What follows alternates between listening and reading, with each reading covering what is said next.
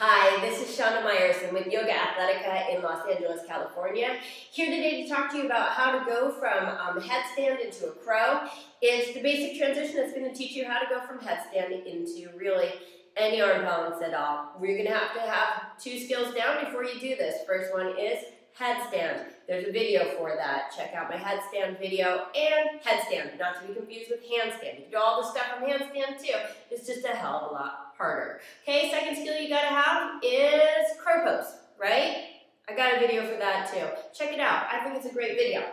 I think you'll agree. Okay, so first thing we need to do is once we get into our baby headstand, the thing that most people do just to get into a crow, and the reason why they're messing up, is this. They come into their baby headstand, okay?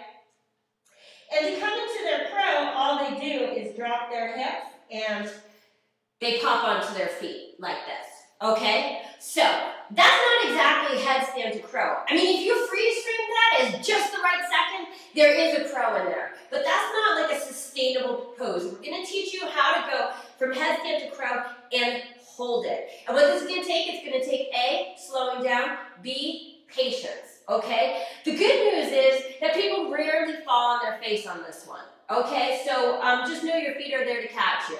The bad news is sometimes people fall on their face, but hopefully you won't be one of them. Just be patient and you'll be cool. Okay, so hands come down, head comes down, my legs come up, okay? Obviously, if you were coming from a full headstand, it would just be knees in, and I pull it into my armpits. Now, to come up and actually sustain it, the first thing I need to do is drop my hips, like I'm going to sit on my heels. Okay? Then I'm going to roll sort of onto my forehead, because I'm going to have to take my neck and I'm going to pull it like a turtleneck, not a turtleneck sweater, but a neck that's pulling out of a turtle forward. Not up, but forward. And then from there, I can lift into sort of a higher and prettier crow, which I can hold for hours and hours and hours on end. Okay, so what is the key point? What am I doing that most people are not doing when they're trying this? Is that I'm taking that turtleneck, I'm taking a little tiny neck, and I'm extending my neck, my chest long. Why is that so important? Because I've got a whole lot of stuff behind me. Let's call it my butt, my legs, my back. Everything is sort of like back here behind my arms. So how am I going to counterbalance it? If I just lift up my head and everything's behind me, boop, I'm down. So I have to counteract all that stuff in back with something getting longer and longer, extending in the front. So again, and the action is mostly in the heel of my palm. My head comes down. My knees are up by my armpits, okay? You're not going to want to do this down by your elbows because you're going to fall off. So by my armpits, I sit on my heels, and now all my weight is in the heel of my palm. Look how low my feet go. I roll to my forehead, but watch my head. Instead of going up, it extends out. And then I can lift up from my core to come into that beautiful and easily sustainable crow pose. Okay? If you want to find balance, it's never going to come from just lifting up your head. You've got to really, really, really get that extension. Okay, so let's talk about how to go from crow to headstand so that we can go crow, headstand, crow. Let me just redo my hair here. Fabulous.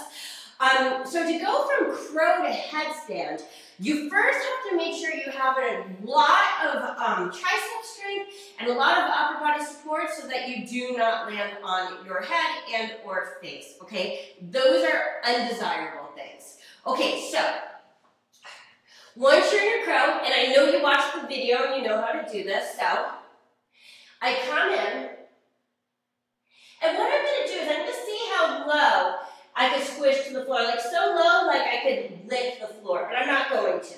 When I'm that low, all I have to do is tuck my chin, and you see there's my baby headstand. Okay, my hips come down, my neck comes long. Notice how I take my time, take my time, take my time, and there's my crow. Now, when you're doing this like crow to headstand thing, I don't really want to demonstrate this, but people so many times, they're like in their crow and they're like way up and they just like tuck their head and kamikaze slam their head into the floor, okay? You don't have to be a yoga genius to understand that that is not good for your neck. So again, you want to be so low that all you have to do is boop, tuck your chin and your head is on the floor. Let me show you again. So here's my crow. I lower, lower, lower. Look how squishy I am here. I'm like such a little tiny compact chunk of crow. So I can almost lick the floor. I tuck my chin and there's no plop at all. My head just hits the floor. And to come back up, my hips come down, my head comes forward, nice and slow, so I'm just really, really taking my time here, making sure that I'm balancing out what's in front and what's in back. Hold, hold, hold. There's my crow. Okay, so the same principles can be applied for really coming into any arm balance that you want to come into. Like, let's do Urdhva Kukutasana. Urdhva Kukutasana, it's just the same as crow. It's the same exact actions. It looks really cool. But all it is crow in full lotus. So I'm not going to be teaching this right now, but I just want to demonstrate so you can understand how the actions are exactly the same. So I'll start from crow. So here's my crow. I come down, kiss the floor, head tucks. Here's my full headstand. I'm going to pull up. And to come into full lotus, you have to have a pretty strong lotus to do this. I just sort of wrap up my legs. Now think about what I did with my crow. I'm going to do the same thing here. I'm going to take my knees as close to my armpits as they'll get. So I'm going to really, really curl in here. And then I sit down. Here goes my forehead. I'm going to go forward, forward, forward with my head to come into a sustainable pose. When I'm ready to come out, I just reverse the process. Squish, head tucks, no impact, up, and release, and down. Okay? So name the arm balance. The process is going to be exactly the same. You want to come into, let's say, Ekapada Vinyasa number 2. It's going to be the same exact actions. My headstand. I'm going to go right into headstand this time. The skill involved here is that there's a big twist. So I twist, twist, twist, twist, twist.